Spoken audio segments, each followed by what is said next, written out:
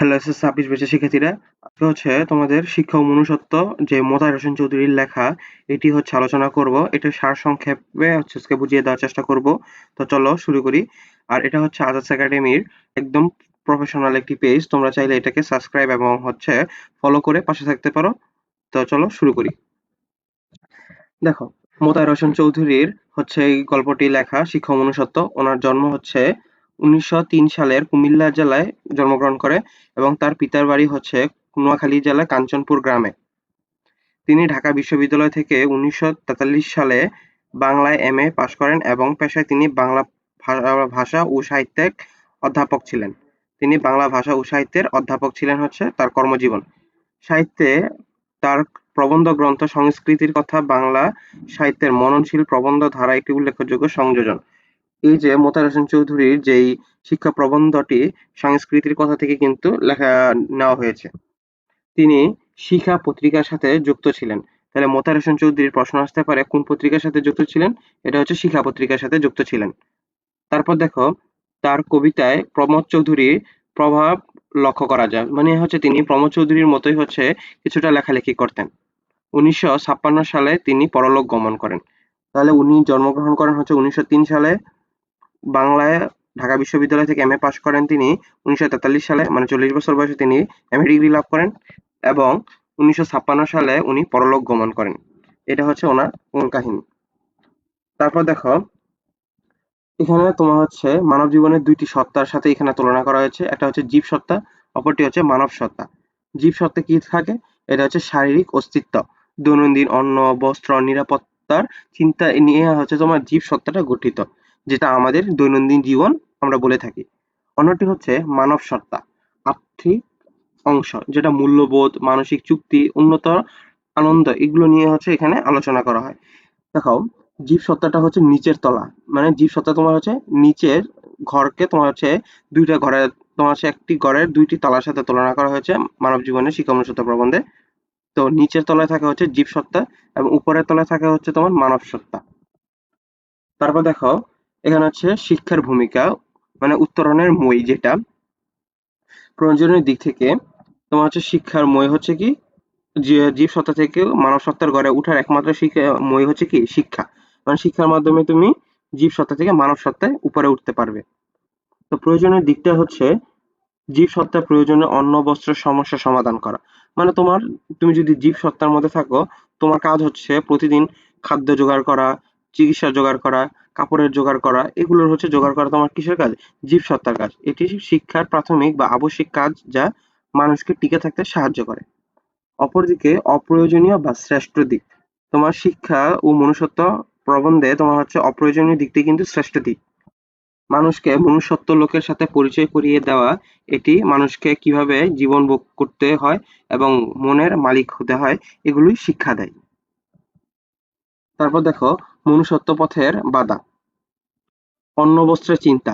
দেখো, আমরা যে স্বাভাবিকভাবে চিন্তা ভাবনাগুলো করি, এই চিন্তা ভাবনাগুলো আমাদের সবার প্রথমে কিন্তু খাদ্য, বস্ত্র, শিক্ষা, চিকিৎসা, এগুলো কিন্তু আমাদের মাথায় প্রথমে চিন্তা আসে। ক্ষুদ্র পিপাসার তাড়নায় মানুষ যখন দিশেহারা থাকে, তখন আত্মার অমৃত উপলব্ধি করাই অসম্ভব হয়ে পড়ে। অর্থচিন্তার নিগড়, মানে অর্থচিন্তার শিকড়।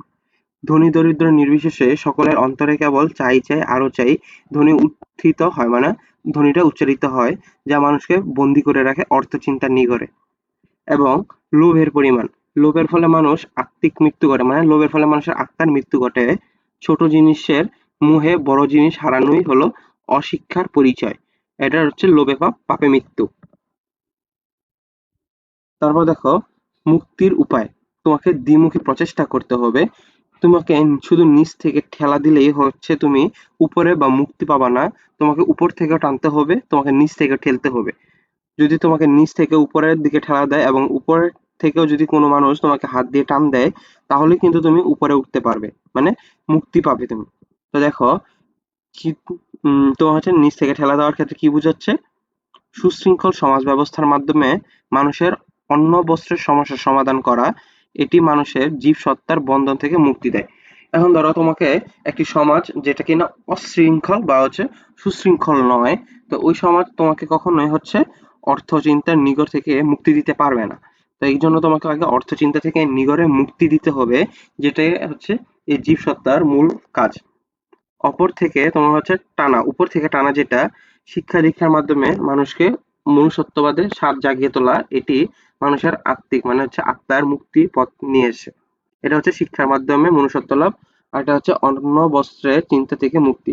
এখন দেখো তোমার মাথার ভিতরে ধরো হচ্ছে খাদ্য, বস্ত্র, শিক্ষা, চিকিৎসা এগুলো নিয়ে তোমার কোনো চিন্তা নেই, তাহলে কিন্তু তোমাদের যে মনুষ্যত্ব, ওই মনুষ্যত্ব কিন্তু তোমাদের ভিতরে তৈরি হওয়া শুরু করবে।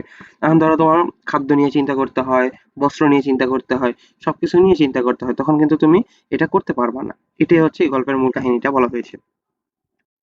তারপর দেখো, শিক্ষার মাধ্যমে হচ্ছে মনুষ্যত্ব লাভ, এবং তুমি শিক্ষার মাধ্যমে শুধু তোমার ওইখানে অন্ন বস্ত্র থেকে তোমাকে মুক্তি দিয়ে দিছে তাহলেই কিন্তু তুমি শুধু শেষ হয়ে যায় না, শিক্ষার মাধ্যমে তোমাকে এই মনুষ্যত্বটা লাভ করতে হবে। তারপর দেখো, শিক্ষা বনাম লেফাফা দুরস্তি। লেফাফা দুরস্তি শব্দের অর্থ হচ্ছে উপরে সবকিছু ঠিকঠাক, ভিতরে তোমার হচ্ছে সবকিছু ফাঁকা।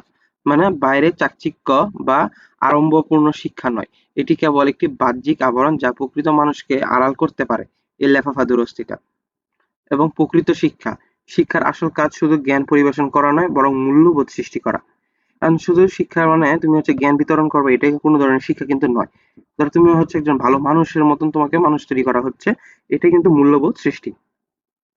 জ্ঞান কেবল মূল্যবোধ সৃষ্টির একটি উপায় মাত্র। তুমি জ্ঞান অর্জনের মাধ্যমে মূল্যবোধ করার একটি মাত্র উপায় পেয়ে যাবে শুধু। অন্তর উপলব্ধি, শিক্ষা যখন অন্তরের ব্যাপার হয়ে উঠে, মানে তুমি যখন অন্তর থেকে এই শিক্ষাটা গ্রহণ করবে, তখন মানুষকে উপলব্ধি করতে পারবে। লোভে পাপ, পাপে মৃত্যু, এটি কেবল তোমার কাছে ভুলই হবে, ধ্রুব সত্য। দেখো, মূল্যবোধের অভাব, যেখানে মূল্যবোধের সম্মান নেই সেখানে প্রকৃত শিক্ষা নেই। মূল্যবোধহীন শিক্ষাকে আত্মিক ফতুর করে দেয়। এবং এই গল্পের সর্বশেষ যেই তোমাদের হচ্ছে উপসংহার, পূর্ণাঙ্গ মুক্তি। অন্ন বস্ত্র সমস্যার সমাধান জরুরি যেন মানুষের মুক্তি আনন্দ ভোগ করতে পারে, এবং শিক্ষার মাধ্যমে মানুষের আত্মিক মানে হচ্ছে আত্মার মুক্তি এবং মনুষ্যত্ব অর্জন জীবনের মূল লক্ষ্য হয়ে ওঠে।